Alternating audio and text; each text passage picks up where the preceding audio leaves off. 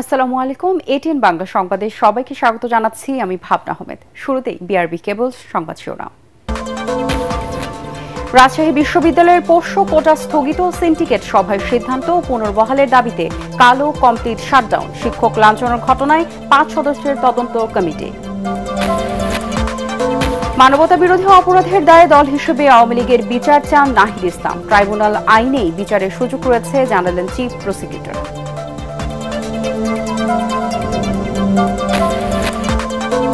Bangladesh bank থেকে চুরি হওয়া $81 মিলিয়ন ফিলিপাইনের আরসিবিসি ব্যাংক থেকে শিগগিরই ফিরিয়ে আনা হবে, ব্রিফিংয়ে জানালো সিআইডি।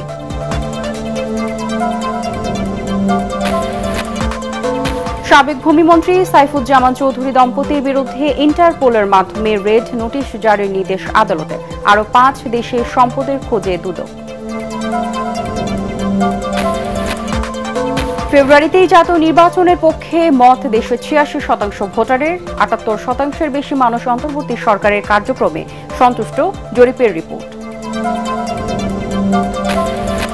শুনছিলেন বিআরবি কেবল সংবাদ শিরোনাম, এবারে বিস্তারিত। রাজশাহী বিশ্ববিদ্যালয়ের পোষ্য কোটা স্থগিত করেছে সিন্ডিকেট। বিকেলে উপাচার্যের বাসভবনে জরুরি সভায় এই সিদ্ধান্ত হয়।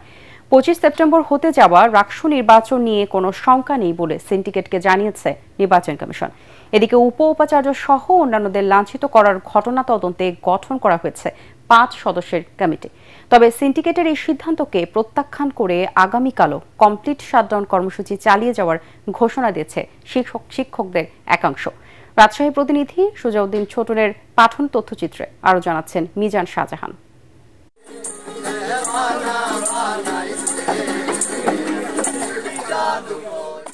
3 দিন পরই রাকসু নির্বাচন।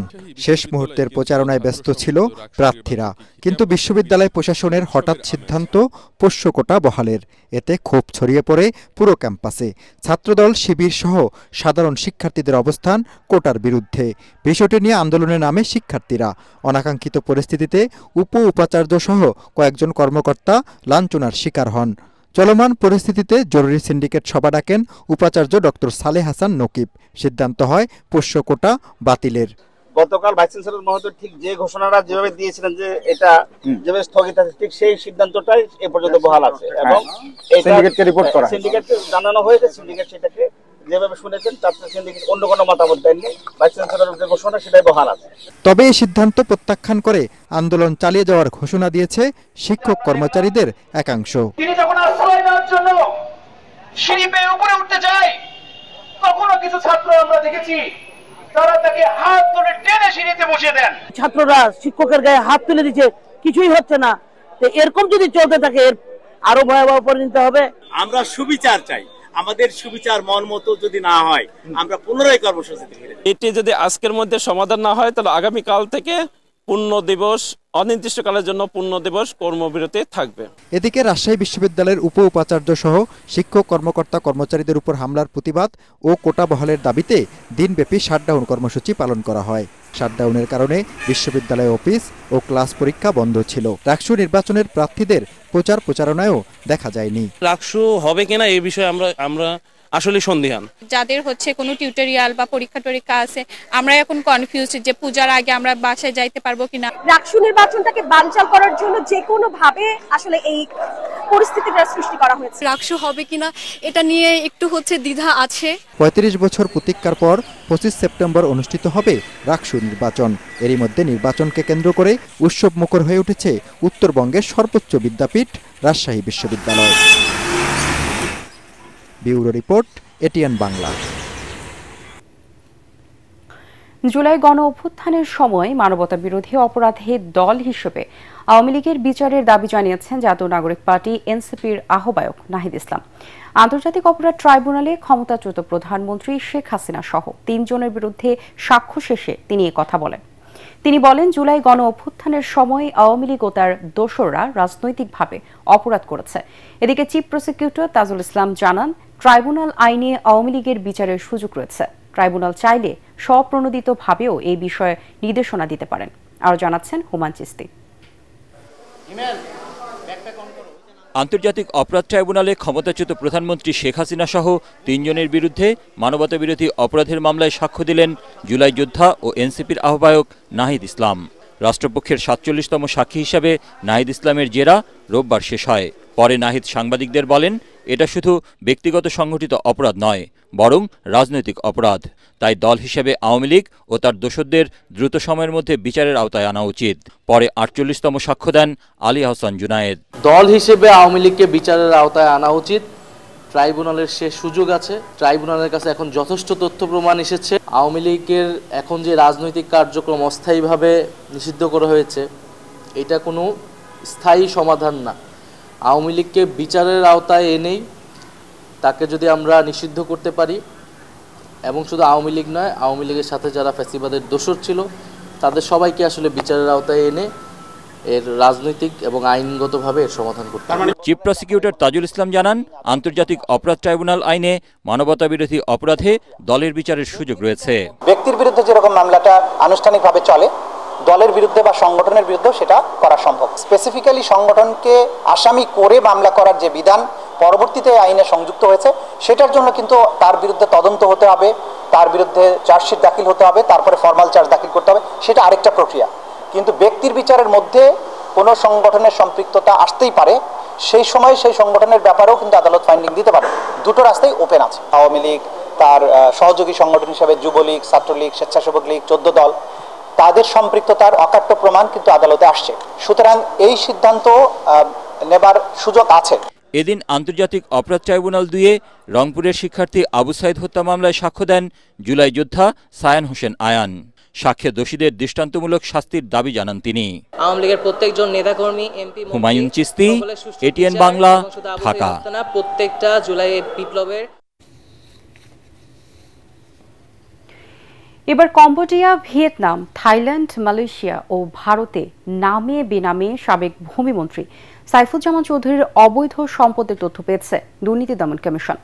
রাতভর অভিযান চালিয়ে তার স্ত্রী রুকমিলা জামানের গাড়ি চালক ইলিয়াসের প্রতিবেশী ওসমানের বাড়ি থেকে উদ্ধার হওয়া 23 বস্তা নথি থেকে এ তথ্য পাওয়া গেছে।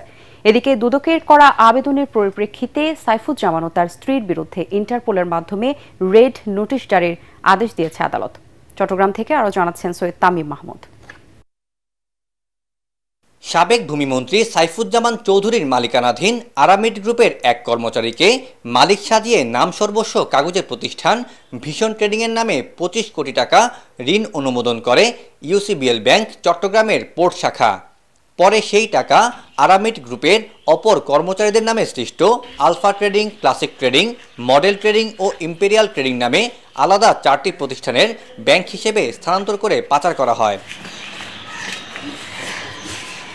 এই অভিযোগে বুধবার রাতে চট্টগ্রাম নগরীর আগ্রাবাদ থেকে সাবেক ভূমিমন্ত্রী সাইফুজ্জামান চৌধুরী জাবেদের অর্থ পাচারের সহযোগী আব্দুল আজিজ ও আরামিড গ্রুপের এজিএম উৎপল পালকে গ্রেফতার করা হয়। এ সময় তাদের কাছে পাওয়া নথিতে সিঙ্গাপুর, সংযুক্ত আরব আমিরাত, যুক্তরাজ্য ও যুক্তরাষ্ট্রে সম্পদের তথ্য পায় দুদক। পরে আদালতের আদেশে তাদের রিমান্ডে জিজ্ঞাসাবাদ করা হলে আরও 23 বস্তা নথির সন্ধান পায় তারা। ভোররাতে জাবেদের পারিবারিক গাড়ি চালকের বাড়িতে অভিযান চালিয়ে সেসব নথি জব্দ করে দুদক। 23 বস্তা বিভিন্ন আলামত পেয়েছি এই মামলার, যেগুলোর মধ্যে আমরা দেখলাম প্রাথমিকভাবে যে ওনার যে বিভিন্ন যে আরামিড গ্রুপের যে দলিল দস্তাবেজ আছে, তারপর ওনার যে সম্পত্তিগুলো আছে, এই সংক্রান্ত ডকুমেন্টগুলো এখানে আছে। এদিকে সাইফুজ্জামান ও তার স্ত্রীর বিরুদ্ধে দুদকের আবেদনের প্রেক্ষিতে ইন্টারপোলের মাধ্যমে রেড নোটিশ জারির আদেশ দিয়েছে চট্টগ্রামের সিনিয়র মেট্রোপলিটন স্পেশাল জজ মোহাম্মদ আব্দুর রহমানের আদালত। এই নির্দেশনা স্বরাষ্ট্র মন্ত্রণালয়ের মাধ্যমে ইন্টারপোলে পাঠানো হবে বলে জানিয়েছেন দুদকের আইনজীবী। মামলার মেরিট বিবেচনা করে এই দুর্নীতিবাজদের এই পাচারকৃত অর্থ ফেরত আনার জন্য বিজ্ঞ আদালত সন্তুষ্ট হয়ে তাদের বিরুদ্ধে ইন্টারপোলের মাধ্যমে রেড নোটিশ জারির নির্দেশ প্রদান করেছেন। গেল 24 জুলাই সাবেক ভূমিমন্ত্রী ও তার স্ত্রী সহ 31 জনের বিরুদ্ধে নাম সর্বস্ব প্রতিষ্ঠানের নামে ইউসিবিএল থেকে 25 কোটি টাকা আত্মসাতের অভিযোগে মামলা করেন দুদকের প্রধান কার্যালয়ের উপপরিচালক মশিউর রহমান। সৈয়দ তামিম মাহমুদ, এটিএন বাংলা, চট্টগ্রাম। আগামীতে যারা দেশে বিনিয়োগ করতে চায় তারা নির্বাচনের অপেক্ষায় আছে বলে মন্তব্য করেছেন বিএনপির স্থায়ী কমিটির সদস্য আমির খসরু মাহমুদ চৌধুরী। সন্ধ্যায় ব্যবসায়ী নেতাদের সাথে বিএনপি মহাসচিব মির্জা ফখরুল ইসলাম আলমগীরের বৈঠক শেষে তিনি এ কথা বলেন অর্থনীতিকে রক্ষায় সবাই মিলে কাজ করতে হবে, ভবিষ্যতে অর্থনীতি ও বিনিয়োগের সম্ভাবনা রক্ষা করতে হবে উল্লেখ করে আমির খসরু বলেন এলডিসি উত্তোলন স্থগিত করা প্রয়োজন। এ সময় বিজিএমই এর সভাপতি মাহমুদ হাসান খান বাবু বলেন এলডিসি উত্তোলন স্থগিত নয় বরং পেছানো প্রয়োজন। এই মুহূর্তে এলডিসি উত্তোলনের জন্য প্রস্তুত নয় বাংলাদেশ। বৈঠকে 11 জন শীর্ষ ব্যবসায়ী নেতা অংশ নেন। আগামীতে যারা বিনিয়োগ করতে চাচ্ছে সকলে একটাই কথা যে সকলে নির্বাচনের অপেক্ষায় আছে, একেবারে পরিষ্কার ভাষায় বলছে তাদের সমস্ত সিদ্ধান্ত স্থগিত রেখেছে। বাংলাদেশের ভবিষ্যৎ অর্থনীতি, বিনিয়োগ, ব্যবসা বাণিজ্য যদি আমরা অব্যাহতভাবে এগিয়ে যেতে চাই, যে নতুন বাংলাদেশের স্বপ্ন আমরা দেখছি, তাহলে এই মুহূর্তে এলডিসি গ্রাজুয়েশনটা আমাদের স্থগিত রাখার জন্য সবার আমরা আলোচনা করেছি। এই মুহূর্তে স্থগিত রাখার প্রয়োজনীয়তা আছে। বিএনপির বিরুদ্ধে বয়ান তৈরি করে জামায়াতে ইসলামী বিভাজনের রাজনীতির মাধ্যমে সুবিধা নেওয়ার চেষ্টা করছে বলে দাবি করেছেন বিএনপির সিনিয়র যুগ্ম মহাসচিব রুহুল কবির রিজভী। জাতীয় প্রেস ক্লাবে এক আলোচনা সভায় তিনি অভিযোগ করেন চাঁদাবাজি, বালু ও পাথর উত্তোলনের সাথে জামায়াতের নেতাকর্মীদের নামও পাওয়া যাচ্ছে, কিন্তু গণমাধ্যমে কায়দা করে শুধু বিএনপির বিরুদ্ধে বয়ান তৈরি করা হচ্ছে। সভায় দলের স্থায়ী কমিটির সদস্য ডক্টর আব্দুল মঈন খান বলেন বিএনপির 15 বছরের আপোষহীন সংগ্রামের ফলে স্বৈরাচারের বিদায় হয়েছে, ব্যক্তির চেয়ে দল বড়, এই মূল মন্ত্রে নেতাকর্মীদের এগিয়ে যাওয়ার আহ্বান জানান তিনি।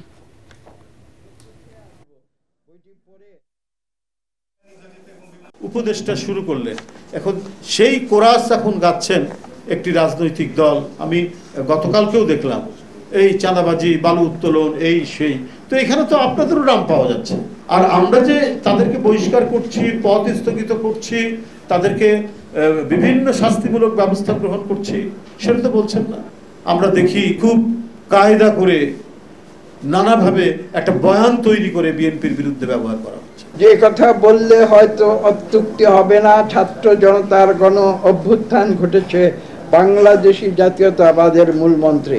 সেই গণ অভ্যুত্থানে তারেক রহমান নেপথ্যের একজন কুশীলব হিসেবে তার ঐকান্তিক প্রচেষ্টায় বাংলাদেশে গণতন্ত্র পুনরুদ্ধারে অবদান রেখেছিলেন।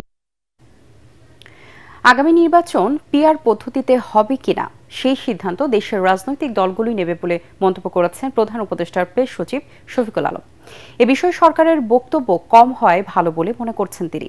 রাজধানীতে ডেইলি স্টার ভবনে আগামী নির্বাচন নিয়ে একটি বেসরকারি পরামর্শ প্রতিষ্ঠানের জরিপ প্রকাশ অনুষ্ঠানে এসব কথা বলেন প্রেস সচিব।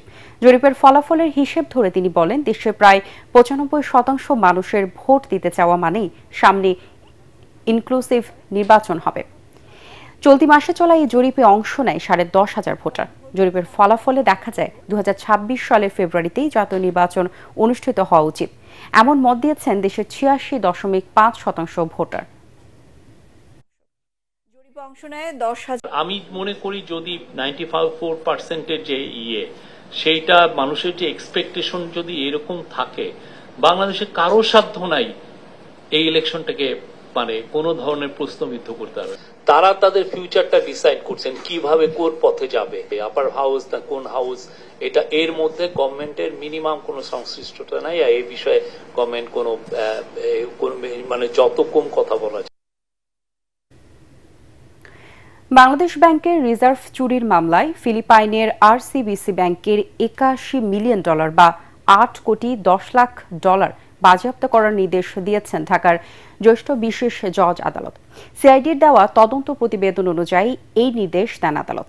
দ্রুত সময়ের মধ্যে পাচার হওয়া $81 মিলিয়ন রিজার্ভে যুক্ত হবে বলে আশা করছে সিআইডি। রাজধানীর মালিবাগে সিআইডি হেডকোয়ার্টারে সংবাদ সম্মেলনে এসব তথ্য জানানো হয়।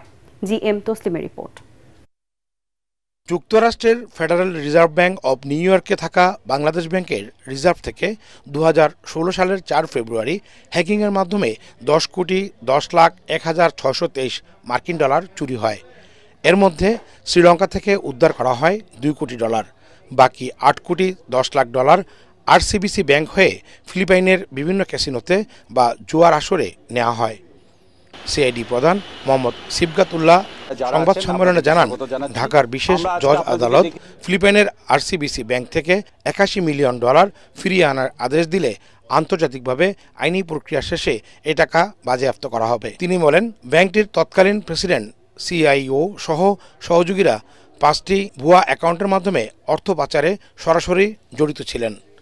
আমার দেশের যে রিজার্ভকে যে হ্যাকিং এরকম করা হয়েছে, যারা দেশি বিদেশি যারাই হোক, এটার বিরুদ্ধে সিআইডির এই প্রচেষ্টা অব্যাহত থাকবে এবং আমরা এটিকে কোনোভাবেই বিন্দুমাত্র ছাড় দেব না। তিনি জানান, আরসিবিসি ব্যাংকের প্রধানরা এই অর্থ পাচারের সাথে জড়িত থাকায় দেশটির আদালত তাদের বিরুদ্ধে ইতিমধ্যে ব্যবস্থা নিয়েছে। 2016 সালের 16 ফেব্রুয়ারি আরসিবিসি থেকে $68,000 বাংলাদেশ ব্যাংকে ফেরত দিয়েছিল। এটি ছিল ফিলিপাইন থেকে পাচার হওয়া অর্থ ফেরতের প্রথম ধাপ। আন্তর্জাতিক আইন অনুযায়ী দ্রুত সময়ের মধ্যে পাচার হওয়া অর্থ ফেরত পেতে ফিলিপাইনের সংশ্লিষ্ট কর্তৃপক্ষকে ইতিমধ্যে বাংলাদেশের আদালতের নির্দেশনা জানানো হয়েছে। বহির্বিশ্বের সাথে বাংলাদেশের যেহেতু সুসম্পর্ক রয়েছে, কাজেই এই আদেশ দ্রুততার সাথে অতি শীঘ্রই যথানিয়মে প্রশাসনিক পদ্ধতির মাধ্যমে প্রক্রিয়াজাতকরণের পরবর্তীতে ইনশাআল্লাহ অতি দ্রুততার সাথে এই লন্ডারকৃত যে ডলার আবার ফেরত আসবে। তবে বাজেয়াপ্ত হওয়া অর্থ কিভাবে দেশে ফেরত আনা হবে তা জানাতে পারেনি সিআইডি। আদালতের রায় যাতে ফিলিপাইন সরকার ও অভিযুক্ত ব্যাংক আরসিবিসি মানতে বাধ্য হয় সে ব্যাপারে প্রচলিত পদ্ধতি অনুসরণের কথা জানান সিআইডি প্রধান। GM Taslim, ATN Bangla, Dhaka. জাতিসংঘ সাধারণ পরিষদের 80তম অধিবেশনে যোগ দিতে আজ রাত 11:40 যুক্তরাষ্ট্রের নিউ ইয়র্কের উদ্দেশ্যে ঢাকা ত্যাগ করবেন প্রধান উপদেষ্টা ডক্টর মোহাম্মদ ইউনূস। জাতিসংঘের ভাষণে প্রধান উপদেষ্টা বিগত 1 বছরের সংস্কারমূলক উদ্যোগ, 2024 সালে জুলাই গণ অভ্যুত্থানের প্রত্যাশা এবং 2026 সালে ফেব্রুয়ারিতে নির্বাচন আয়োজনের দৃঢ় অঙ্গীকার বিশ্ব নেতাদের সামনে তুলে ধরবেন। এ সফরে বিএনপির মহাসচিব মির্জা ফখরুল ইসলাম আলমগীর, জামায়াত ইসলামীর নায়েবে আমির সৈয়দ আব্দুল্লাহ মোহাম্মদ তাহের, জাতীয় পার্টির নাগরিক পার্টির এনসিপির সদস্য সচিব আক্তার হোসেন এবং বিএনপির ভারপ্রাপ্ত চেয়ারম্যান তারেক রহমানের পররাষ্ট্র বিষয়ক উপদেষ্টা হুমায়ুন কবির প্রধান উপদেষ্টার সফর সঙ্গী হবেন। সফরকালে তিনি জাতিসংঘ মহাসচিব ও মার্কিন প্রেসিডেন্ট ডোনাল্ড ট্রাম্পের দেওয়া সংবর্ধনা অনুষ্ঠান এবং বিভিন্ন দেশের শীর্ষ নেতাদের সঙ্গে দ্বিপক্ষীয় বৈঠকে অংশ নেবেন। প্রধান উপদেষ্টা 2 অক্টোবর দেশে ফিরবেন বলে আশা করা হচ্ছে।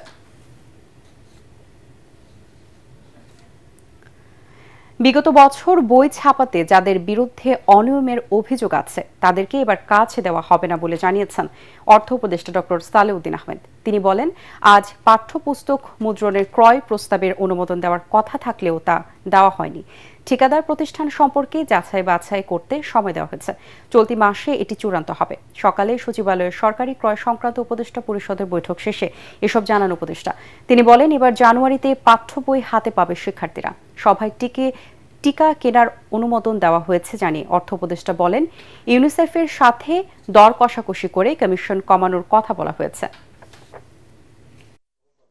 যাদের ব্যাপারে কিছুটা অনিয়মের আমরা মাঝে মাঝে সংবাদ পাই, টেক্সট বই ইসে করে নাই, আর একজন একটা অর্ডার নিয়ে বাকিগুলোটা নিয়েছে, সেগুলো কিছু কিছু অভিযোগ আছে, সেই প্রতিষ্ঠানগুলো আইডেন্টিফাই করতে বলছে। কতবার যেহেতু নভেম্বরে হয়েছিল, আজকে তো মাত্র কত সেপ্টেম্বর, আমরা নেক্সট উইকে হয়তো এটা নিয়ে আবার বলবো। না জানুয়ারি পাবে, এই জন্য তো আজকে সেপ্টেম্বরে নিয়ে আসা হবে। দেশের 18 লাখ কোটি টাকার আমানতের মধ্যে প্রায় 11 লাখ কোটি টাকা ঝুঁকিতে রয়েছে। কিছু ব্যাংক আমানতকারীদের 5,000 টাকা দিতেও হিমশিম খাচ্ছে। ব্যাংকিং খাতের দুর্বলতার কারণে সঞ্চয়ে আগ্রহ কমছে মানুষের। এই পরিস্থিতি চলতে থাকলে ব্যাংকিং ব্যবস্থা ভেঙে পড়বে বলে আশঙ্কা বিশেষজ্ঞদের। শারফুল আলমের report.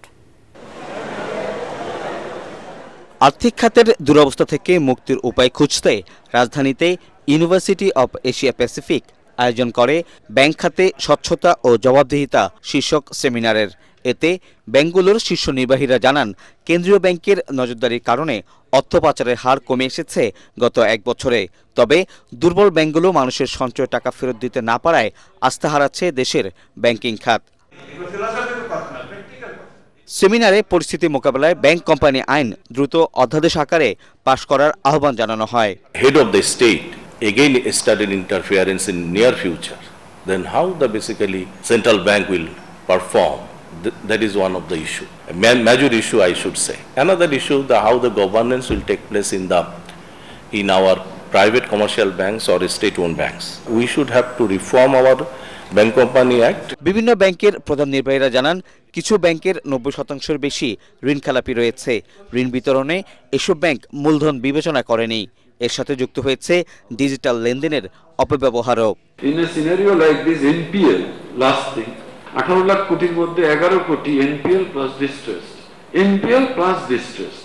Just one person is enough to actually put up a poison pill into a big, bowl of milk or honey. The fall of the last regime itself is 80% better than this one. Because, they actually have massacred one sector, that is banking sector. অনুষ্ঠানে বক্তারা বলেন প্রযুক্তির সুবিধার পাশাপাশি নিরাপত্তার ঝুঁকিও বাড়ছে দিন দিন। এই চ্যালেঞ্জ মোকাবেলায় ডিজিটাল ব্যাংকিংয়ে সাইবার নিরাপত্তা ব্যবস্থা জোরদার করার তাগিদ দেন তারা। শরফুল আলম, ATN বাংলা, ঢাকা। জাতীয় ঐকমত্যের গন্তব্য নিয়ে হতাশা প্রকাশ করেছেন সাবেক তত্ত্বাবধায়ক সরকারের উপদেষ্টা ডক্টর হোসেন জিল্লুর রহমান। রাজধানীর তেজগাঁয়ে এক অনুষ্ঠানে তিনি বলেছেন, এই ঐক্য কোথায় গিয়ে শেষ হয় তা জানা নেই। সবাই মিলে দেশের কল্যাণে অর্থনীতিকে কোন পর্যায়ে নিয়ে যাওয়া যায়, এখন সেই ঐক্য করার তাগিদ দেন এই অর্থনীতিবিদ। আরও জানাচ্ছেন ইমদাদুল্লাহ বাবু। রাজধানীর তেজগাঁওয়ে অটোমোবাইল অ্যান্ড এগ্রো মেশিনারি মেলার আয়োজন করে বাংলাদেশ চেম্বার অব ইন্ডাস্ট্রি। বহু আগে থেকেই বাংলাদেশে উচিত ছিল। সমাপনী দিনে বার্ষিক প্রায় 800 কোটি ডলারের এই খাতের সমস্যা ও উন্নয়নে করণীয় নিয়ে কথা বলেন সংশ্লিষ্টরা। থাইল্যান্ড, মালয়েশিয়া, ইন্দোনেশিয়া এরা কিন্তু জাপানিজ প্রোডাক্টের যত গাড়ি ম্যানুফ্যাকচার আছে প্রায় 80% কম্পোনেন্ট ম্যানুফ্যাকচারিং এই দেশগুলো করে। আমরা কেন স্বপ্ন দেখব না? ব্যাংক সাধারণত তেলের মাথায় তেল দেয়। এক্সেস টু ফাইন্যান্স যদি এইসব মাইক্রো ইন্ডাস্ট্রি না পায়, স্মল ইন্ডাস্ট্রি না পায়, তাহলে গ্রো করতে পারবে না এবং তারা পারছেও না। এতে বিশেষ অতিথির বক্তব্যে সাবেক তত্ত্বাবধায়ক সরকারের উপদেষ্টা ডক্টর হোসেন জিল্লুর রহমান বলেন, সম্ভাবনাময় খাতগুলোকে কাজে লাগিয়ে দেশের অর্থনীতির অগ্রগতিতে ঐক্য প্রয়োজন। ঐক্যমত শব্দটা খুবই জনপ্রিয় হয়েছে। প্রতিদিন এটা নিয়ে আমরা কথা শুনি, বৈঠক দেখি, ছবি, টেলিভিশনে আলোচনা চলছে, কোথায় শেষ হবে ওগুলো জানি না। অবশ্য আরেকটি জায়গায় ঐক্যমত তৈরি করা দরকার। সেই ঐক্যমতটা হচ্ছে বাংলাদেশ অর্থনৈতিকভাবে কিভাবে আগাবে। শুধু যে ঐক্যমতের যে আলোচনার সমাধান তা নয়, শুধু যে আরেকটা স্ট্র্যাটেজিক পরিকল্পনা তা নয়। আজকে সবচেয়ে বড় প্রয়োজন হচ্ছে একটা ন্যাশনাল মুড তৈরি করা। এ সময় প্রধান অতিথির বক্তব্যে বাণিজ্য উপদেষ্টা শেখ বশিরউদ্দিন বলেন, অর্থনীতি সুসংহত করতে আমদানি নয়, নিজস্ব সক্ষমতার উপর ভিত্তি করে এগুনোর চেষ্টা করছে সরকার। আমাদের একত্রিত হওয়া দরকার ওই অর্থনৈতিক নীতি প্রণয়নের জন্য। আজকে আমাদের সম্পদ সীমিত, রাষ্ট্রীয় সক্ষমতা বৃদ্ধির উদ্দেশ্যে একাগ্র চিত্রে কাজ করবে। আমি আমার সক্ষমতায় আপনাদের সাহায্যে যত কিছু প্রয়োজন করার সর্বোচ্চ চেষ্টা করব ইনশাআল্লাহ। পরে মেলায় বিভিন্ন অটোমোবাইল ও কৃষি যন্ত্রপাতির স্টল ঘুরে দেখেন অতিথিরা। ইমদাদুল্লাহ বাবু, ATN বাংলা, ঢাকা। আজ শুভ মহালয়া, সূচনা হলো দেবীপক্ষের। শাস্ত্রমতে এই দিনই মহিষাসুরকে বধের মধ্য দিয়ে শুভ শক্তির বিজয় হয়েছিল। দুর্গতি নাশিনী দেবী দুর্গাকে মর্তে আহ্বান জানাতে ভোর থেকে রাজধানী সহ সারা দেশের মন্দিরগুলোতে আরাধনা করেন ভক্তরা। এ সময় ঘট স্থাপন করে বিশেষ পূজা করা হয়। ঐশী গোস্বামী, প্রমা রিপোর্ট।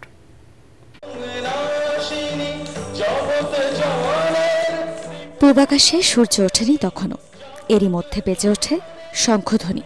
শুভ মহালয়ার পুণ্যলগ্নে পিতৃপক্ষ শেষে সূচনা হল দেবীপক্ষের। দেবীপক্ষের পূর্ণলগ্নে কালো তিল আর কুশ সহযোগে পূর্বপুরুষদের আত্মার শান্তি কামনায় অর্ঘ্য প্রদান করেন সনাতন ধর্মাবলম্বীরা। এরপর ধূপধুনো, ফুল, বেলপাতা দিয়ে দেবীকে আহ্বান জানানো হয় মর্তে। পুরাণ মতে অশুভ শক্তি মহিষাসুরকে বধ করতেই ব্রহ্মা, বিষ্ণু ও শিব মিলিতভাবে মহামায়ার রূপে অমোঘ নারী শক্তি দেবী দুর্গা সৃষ্টি করেন। বিশ্বাস করা হয় মহালয়ার এ দিনেই দেবী দুর্গা মর্তে অবতরণ করেছিলেন। আর মহিষাসুরকে বধ করে শান্তি ফিরিয়েছিলেন পৃথিবীতে। প্রতি বছরই অনেক অপেক্ষা করে থাকি এই দিনটার জন্য। এই দিনটা অনেক বেশি স্পেশাল। মা সবার উপরে আশীর্বাদ বর্ষণ করুক। মায়ের কাছে আমাদের প্রত্যাশা সবাই যেন ভালো থাকে, সুস্থ থাকে, আমাদের দেশের মানুষ যেন ভালো থাকে। ভোর থেকেই রাজধানীর ঢাকেশ্বরী মন্দির ছিল ভক্তে পরিপূর্ণ। ছিলেন ঢাকায় নিযুক্ত ভারতীয় হাইকমিশনার প্রণয় ভার্মা, ভুটানের রাষ্ট্রদূত দাসো খার্মা হামদর্জি ও নেপালের রাষ্ট্রদূত Ghanshyam Bhandari. As much as we enjoyed, everyone enjoyed being part of this celebration. The messages of peace, harmony, tolerance, and the love, care, compassion to each other. And I really hope this Mahalaya, this Durga Puja, will dispel darkness from our lives. দেবীকে ঘিরে দেশ ও জাতির শান্তি কামনা করেন ভক্তরা। Oishi Goswami প্রমা, ATN Bangla, Dhaka. দেশের সব জায়গায় এবার নির্বিঘ্নে পূজা উদযাপন হবে বলে আশা করছেন স্বরাষ্ট্র উপদেষ্টা জাহাঙ্গীর আলম চৌধুরী। আইন শৃঙ্খলা সংক্রান্ত সমন্বয় কমিটির 14তম সভা শেষে সাংবাদিকদের তিনি কথা বলেন। বৈঠকে নির্বাচন, পূজা, সাইবার সুরক্ষা, মাদক, শীর্ষ সন্ত্রাসীদের জামিন, চুরি, ছিনতাই সহ সীমান্তে আইন শৃঙ্খলা নিয়েও আলোচনা হয়। উপদেষ্টা বলেন, 24 সেপ্টেম্বর থেকে আইন শৃঙ্খলা বাহিনী পূজা মণ্ডপের নিরাপত্তার কাজ শুরু করবে। ইতিমধ্যে যেসব জায়গায় প্রতিমা ভাঙচুর হয়েছে সেখানে জড়িতদের গ্রেপ্তার করা হয়েছে। মাদকের বিনিময়ে বাংলাদেশ থেকে চাল ও সার পাচার হচ্ছে জানিয়ে তিনি বলেন, এজন্য সর্বোচ্চ সতর্ক থাকবে আইন শৃঙ্খলা বাহিনী। আগামী জাতীয় নির্বাচন শান্তিপূর্ণভাবে অনুষ্ঠিত হবে বলেও আশাবাদ জানান স্বরাষ্ট্র উপদেষ্টা। পূজা কমিটিগুলি যে আছে তারা কিন্তু মণ্ডপ বানানো শুরু করে মেইন দায়িত্বটা কিন্তু ওনাদের এইগুলি দেখার। আর 24 তারিখ থেকে আমাদের আইন শৃঙ্খলা বাহিনী ডিপ্লয় হয়ে গেলে এটা আমাদের একসাথে, বাট এখন আবার শুধু ওনাদের দেখা তা না, বাট এই ভিতরে আমরা এখন ইনস্ট্রাকশন দিয়েছি যে আমাদের যে থানা পুলিশ রয়ে গেছেন, তারপরে র্যাব, বিজিবি, আনসার এরও এখনো পেট্রোলিং করবে, বাট অন গ্রাউন্ড ডিপ্লয় হয়ে যাবে 24 তারিখ থেকে। বিএনপি ক্ষমতায় গেলে আওয়ামী লীগের আমলে অবহেলিত ঐতিহ্যবাহী শিক্ষা প্রতিষ্ঠানটিকে জাতীয়করণ করা হবে বলে জানিয়েছেন বিএনপি স্থায়ী কমিটির সদস্য মির্জা আব্বাস। আজ বিকেলে রাজধানী মতিঝিলের আরামবাগ হাই স্কুলে বার্ষিক ক্রীড়া প্রতিযোগিতার পুরস্কার বিতরণ অনুষ্ঠানে প্রধান অতিথির বক্তব্যে তিনি কথা বলেন। অনুষ্ঠানে বিশেষ অতিথির বক্তব্যে বিএনপি চেয়ারপারসনের উপদেষ্টা আব্দুস সালাম বলেন, নির্বাচন সামনে রেখে সুবিধাবাদীরা রাজনীতিতে বিভিন্ন মেরুকরণের চেষ্টা চলছে। বিএনপি পরীক্ষিত দল, এটা জনগণকে ছেড়ে যায় না বলে জানান নেতারা।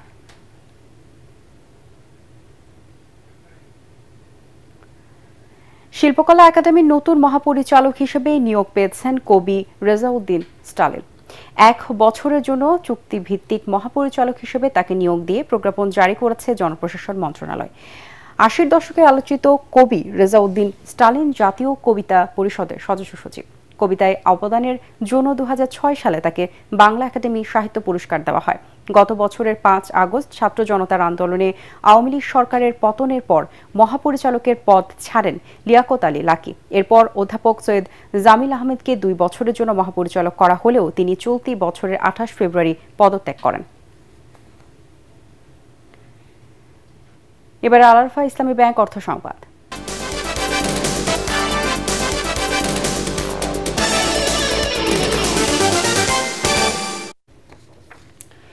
নার্সিং পড়তে আসা অসচ্ছল পরিবারের মেধাবী শিক্ষার্থীদের শিক্ষা ব্যয় কমানোর লক্ষ্যে প্রথমবারের মতো আদ্দিন ফাউন্ডেশনের উদ্যোগে শিক্ষাবৃত্তি চালু করেছে যশোর আদ্দিন নার্সিং ইনস্টিটিউট। এটি ভবিষ্যতেও অব্যাহত থাকবে বলে জানান প্রতিষ্ঠানটির অ্যাসোসিয়েট ডিরেক্টর নাজমুন নাহার। বৃত্তি পেয়ে খুশি শিক্ষার্থীরা। যশোর থেকে তামান্না ফরজানার পাঠানো রিপোর্ট জানাচ্ছেন আশিকুর রহমান। যশোরে 2006-07 শিক্ষাবর্ষে আদ্দিন নার্সিং ইনস্টিটিউটের যাত্রা শুরু হয়। তখন থেকেই দরিদ্র মেধাবীদের সম্পূর্ণ বিনামূল্যে পাঠদান করা হয়। 5% অসচ্ছল ও মেধাবী ছাত্রীকে বিনা খরচে পড়ার সুযোগ দেওয়ার সরকারি নির্দেশনা রয়েছে। তবে যশোর আদ্দিন নার্সিং ইনস্টিটিউট মেধা ও যোগ্যতার ভিত্তিতে প্রায় দ্বিগুণ শিক্ষার্থীকে বিনা খরচে পড়ার সুযোগ করে দিচ্ছে। এর পাশাপাশি অসচ্ছল মেধাবীদের পড়ার সুযোগ করে দিতে এবছর থেকে শিক্ষাবৃত্তি চালু করেছে প্রতিষ্ঠানটি। এখানে আমাদের ক্লাস বাদেও আমাদের ল্যাব ক্লাসের মাধ্যমে হাতে ধরে আমাদের কাজগুলো শিখাই দেওয়া হয়। আমার পড়াশোনাকে এগিয়ে নিয়ে যাওয়ার জন্য 8 দিন কর্তৃপক্ষ শিক্ষাবৃত্তি প্রদান করেছে। 8 দিন নার্সিং ইনস্টিটিউট আমাকে শিক্ষাবৃত্তি দিয়ে আমার পড়ালেখা করার সুযোগ করে দিয়েছে, আমি তাদের উপর কৃতজ্ঞ। দরিদ্র অসচ্ছল শিক্ষার্থীদের পরিবারের আর্থিক অবস্থা যাচাই বাছাইয়ের মাধ্যমে তাদেরকে এই বৃত্তির আওতায় আনা হয়েছে বলে জানান 8 দিন নার্সিং ইনস্টিটিউটের অধ্যক্ষ। সকলগুলো যাচাই বাছাই করে যারা সত্যিকারের দারিদ্র তাদেরকে আমরা আলহামদুলিল্লাহ দেওয়ার মতো ব্যবস্থা করছি। 4 দশকের বেশি সময় ধরে 8 দিন ফাউন্ডেশন সমাজের অসহায় এবং সুবিধা বঞ্চিত মানুষের সেবায় কাজ করে যাচ্ছে। তারই ধারাবাহিকতায় এই উদ্যোগ বলে জানালেন প্রতিষ্ঠানটির অ্যাসোসিয়েট ডিরেক্টর নাজমুন নাহার। দরিদ্র পরিবার থেকে মেধাবী শিক্ষার্থীদেরকে বাছাই করে এনে আমরা তাদের শিক্ষাবৃত্তি প্রদান করেছি। প্রথম ও দ্বিতীয় বর্ষের মোট 6 জন শিক্ষার্থীকে এই শিক্ষাবৃত্তি দেয়া হয়েছে। এবছর 8 দিন ফাউন্ডেশন মোট 6 লাখ টাকার শিক্ষাবৃত্তি দিয়েছে। বর্তমানে প্রতিষ্ঠানটিতে 160 জন শিক্ষার্থী লেখাপড়া করছে। Bureau report, ATN Bangla. এবারে জানিয়ে দিব খেলার খবর।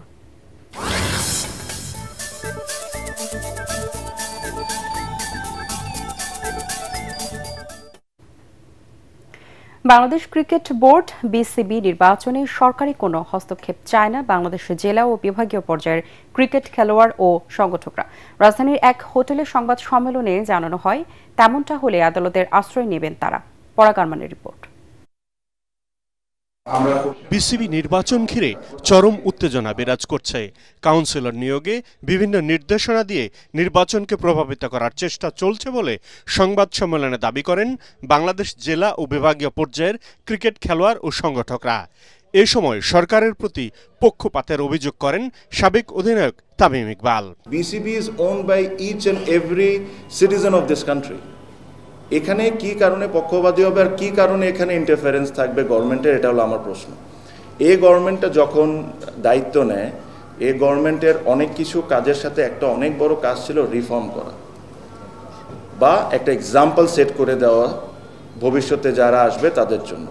এখন যদি এক্সাম্পলটা এরকম হয়, এরকম ইন্টারফারেন্স করে, তাহলে এটা তো একটা কোয়েশ্চেনেবল জিনিস হয়ে যাচ্ছে। নির্বাচনে জয় হয়ে ক্রিকেট বোর্ডে যেই আসুন তাকেই সম্মান জানাবে জেলা ও বিভাগীয় ক্রিকেটার এবং সংগঠকরা। কারণ ক্রিকেট এদেশের 18 কোটি মানুষের ভালোবাসা। কিন্তু পক্ষপাতিত্বকে তারা কোনো অবস্থাতেই মেনে নেবেন না, তাহলে নেবেন আইনের আশ্রয়। যদি নিরপেক্ষতা না থাকে তাহলে তো আমরা আমাদের ব্যবস্থা আমরা গ্রহণ করবই। কারণ যেভাবে জেলা ক্রীড়া সংস্থাগুলিকে এরকমভাবে প্রভাবিত করার চেষ্টা করা হচ্ছে, সেটা কিন্তু আমাদের একটা স্টেজে যদি এটা প্রবল আকার ধারণ করে, সেই ক্ষেত্রে আমাদের আইনের আশ্রয় নিতেই হবে। জেলা ও বিভাগীয় কাউন্সিলর নিয়ে বিসিবির বর্তমান ক্ষমতাসীনরা যে তুগলকি কাণ্ড করছে, সেটা প্রত্যাহার না করলে বিসিবি ঘেরাওয়ের হুঁশিয়ারি দেন ব্রাদার্স ইউনিয়নের কাউন্সিলর ইশরাক হোসেন। এটা নিয়ে যদি আর বেশি বাড়াবাড়ি করা হয়, প্রয়োজনে বিসিবি ঘেরাও দেওয়া হবে, কিন্তু কোনোভাবে ইলেকশন ইঞ্জিনিয়ারিং করে বিসিবি দখল করবে যাতে ভবিষ্যতে একটা পার্টির লোকজন সেখানে তারা কর্তৃত্ব করতে পারে, আর আমরা সেটা বসে দেখব, সেটা কোনোভাবেই সম্ভব হবে না। আগামী 6 অক্টোবর বিসিবি পরিচালনা পর্ষদের নির্বাচন অনুষ্ঠিত হওয়ার কথা রয়েছে। ইতিমধ্যে নির্বাচনের তফসিলও ঘোষণা করা হয়েছে। পরাগারমান, এটিএন বাংলা, ঢাকা। সপ্তম চায়না অ্যাম্বাসেডর কাপ উশু চ্যাম্পিয়নশিপের সার্ভিস টিম বিভাগে চ্যাম্পিয়ন হয়েছে বাংলাদেশ সেনাবাহিনী এবং রানার আপ হয়েছে বিকেএসপি। জেলা ও ক্লাব পর্যায়ে শিরোপা জিতেছে চট্টগ্রাম উশু একাডেমি, আর রানার আপ হয়েছে কক্সবাজারের চাইনিজ উশু স্কুল। 2 দিনের এই প্রতিযোগিতায় মোট 17টি দল অংশ নেয়। পল্টনে জাতীয় হ্যান্ডবল স্টেডিয়ামে ফাইনাল শেষে পুরস্কার বিতরণ করেন বাংলাদেশে অবস্থিত চীনা দূতাবাসের কালচারাল কাউন্সিলর লি শাওপিং। এ সময় বাংলাদেশ অলিম্পিক অ্যাসোসিয়েশনের ট্রেনিং কমিটির চেয়ারম্যান জোবাইদুর রহমান রানা, বাংলাদেশ উশু ফেডারেশনের সভাপতি মেজর জেনারেল আসম রেদওয়ানুর রহমান এবং সাধারণ সম্পাদক দিলদার হাসান দিলু সহ অন্যান্যরা উপস্থিত ছিলেন।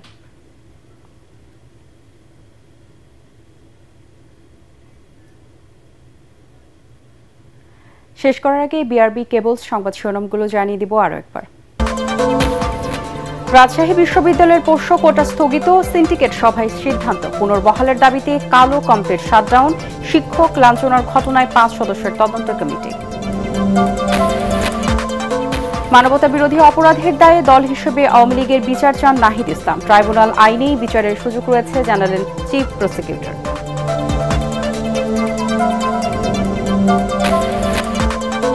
বাংলাদেশ ব্যাংক থেকে চুরি হওয়া $81 মিলিয়ন ফিলিপাইনের আরসিবিসি ব্যাংক থেকে শিগগিরই ফিরিয়ে আনা হবে, ব্রিফিংয়ে জানালো সিআইডি।